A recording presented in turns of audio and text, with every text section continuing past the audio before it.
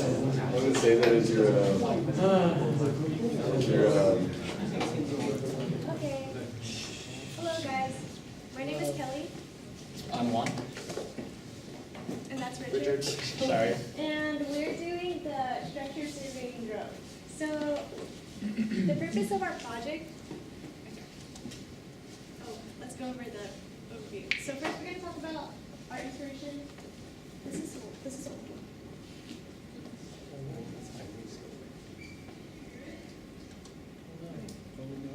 Okay, so we'll just skip the agenda. Okay, so our inspiration. Okay, so basically, if we have structural damages and we're not aware of them, then we can't fix them in time. And if we can't fix them in time, they're going to lead to other structural damages. For example, if you have a broken roof and you don't know about it, so you don't fix it. For example, if you own a vacation home in another state or another country overseas, and no one lives in that home, but you get a broken roof, and you don't know about it, then you can't fix it, and then it'll lead to more damages in the interior of the home later on, causing you a lot more expenses than that you could have avoided if you knew about it sooner and you fixed it sooner. So, we're targeting our product to people who own property, remote property in another state or overseas, where they can't actually be there regularly so that they can know about basically the status of their structure all the time. So this is our systems overview. We have an app. It's programmed in Java. It can send control signals to our drone, which has a Pi and an Arduino on it. The Pi captures images. Right now it's detecting things like shattered glass or broken windows and like broken roof tiles and other things. The drone sends the image through an internet connection using the HTTP protocol to the database using Google Cloud Platform.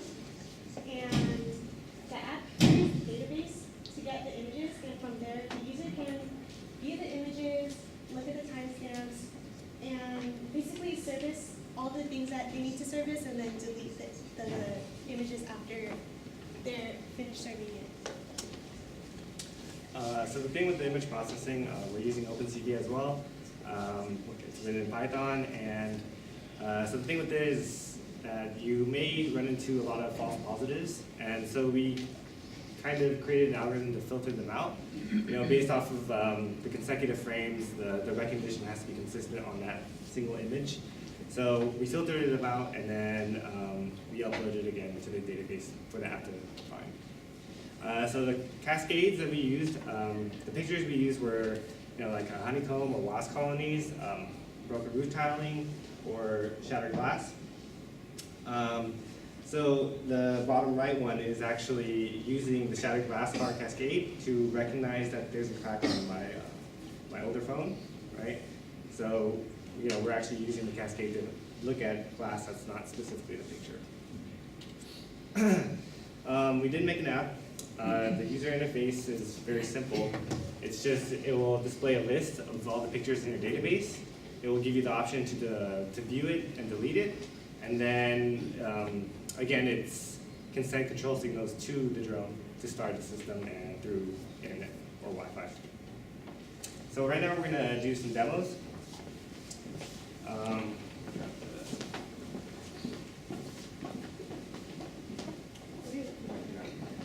So we have a broken glass, or This is a simulation of a broken window. This is the closest thing you can find on Earth.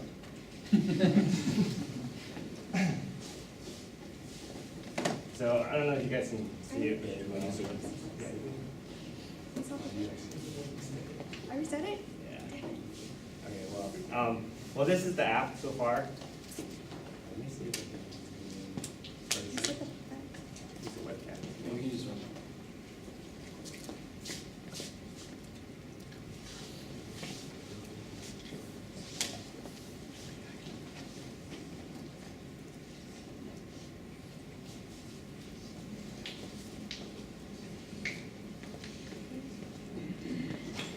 this is the app so far. I guess it's kind of hard to see.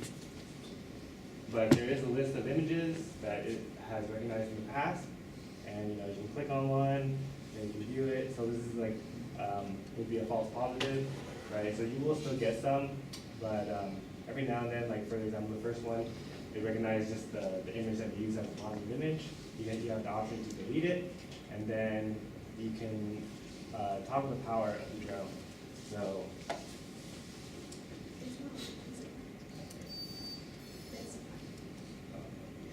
So the Pi actually, we accidentally hit the power on it, so it kind of reset. So we can't demo exactly right now turning on the power, but Should we demo it? We have to like restart our Pi. It's gonna take like 3 minutes.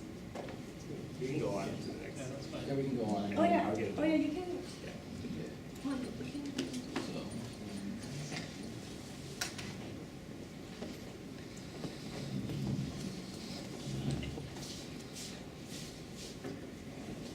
and this-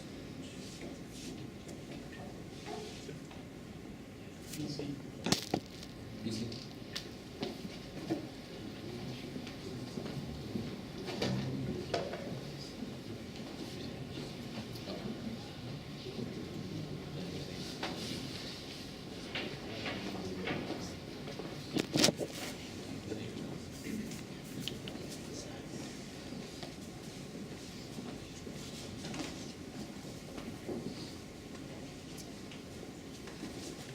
All right, so the boards that we were using are the controllers, if you will. We use the Arduino Uno, specifically the R3, and this is what's used to have the Arduino control our ESCs.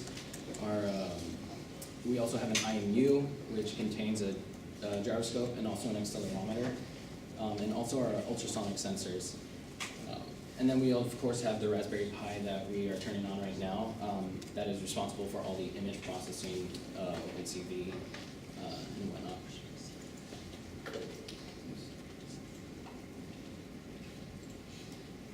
And this is just some of the drone hardware that we are using. So we have a lithium polymer battery.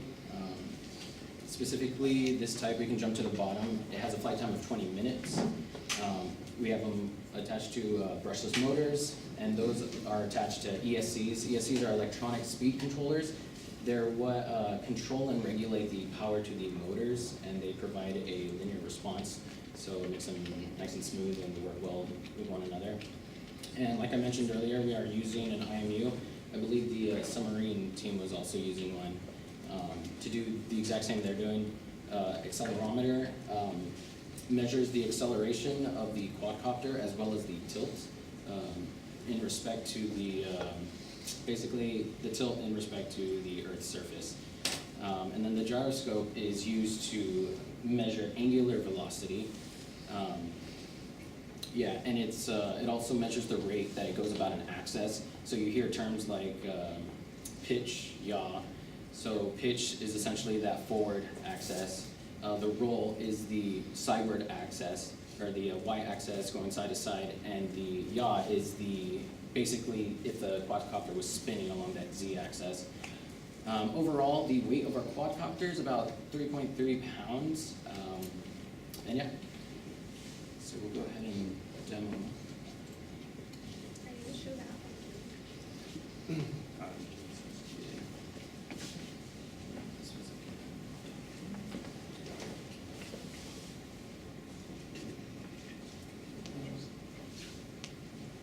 Wait, should we show that? Yeah, we can show it. Okay. It's on the desktop. And then click on the little camera icon on the bottom. All right, so it's on PC. Oh, okay.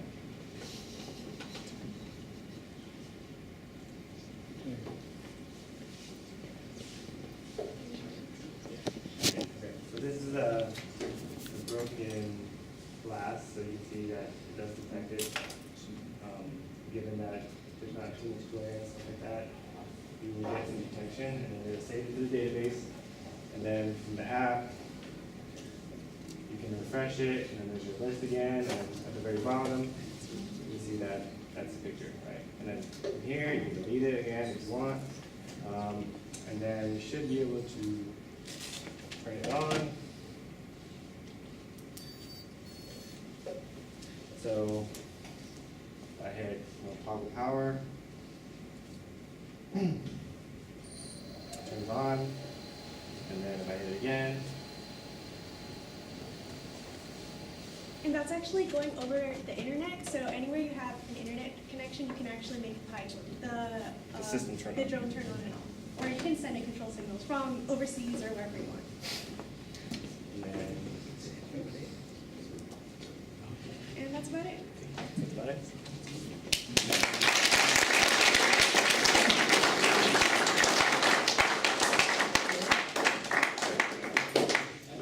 Questions for the team? How many, what percentage of false positives? So what we actually found about this is that the false positives, they're kind of really fleeting. They like go pew, pew, pew, like that. And the true positives, they're like there for a long time. They're less transient. And so basically what we did was, if that positive is like remains there for a certain amount of loops, then consider it an actual positive. That's the only time, as you noticed, like green squares would pop up on our launcher, but we only took a picture if it was actually there for a certain time. Yeah. What about negatives? True negatives and false negatives? True negatives, I guess we don't know what to consider true negative, because if it doesn't register, I kind of just move it more into the frame. I don't know, until it does. I'm not sure if that's true. Have you guys considered making it solar powered, since it's you can use it overseas or remotely? When we said overseas, we didn't mean over the sea. We meant like from, for example, if you own a vacation home. No, I mean remote. Yeah. Right. Solar powered. Because you're not gonna always have everything plugged in, right? Actually, that is a great idea. I don't know, did you guys, I don't think we thought of that yet. That's a great idea. You should come join a group. We considered having like some sort of home base that where it lands, yeah. it would charge. Kind of like, I think someone kept mentioning, I believe it was a vacuum that charges by itself. It goes into its port and then it charges. So we could essentially do something like that where it has a landing spot and then it charges there. So you're not, because you're not going to be there, of course. And it only has, what, the 20 minutes of flight time, so it has to charge. Hey, Joe. Okay, anyways. What about airspace regulations? Oh, like within the perimeter of your home? Or as in, like, in fact, you have to get your quad-copter registered. Even if you're just flying it around your own house? Yeah, you do. Apparently, if it's more than one, I think half a kilogram now, you have to do it. Or it's illegal technically. Oh. Damn. Better look into that before you market this. Other questions?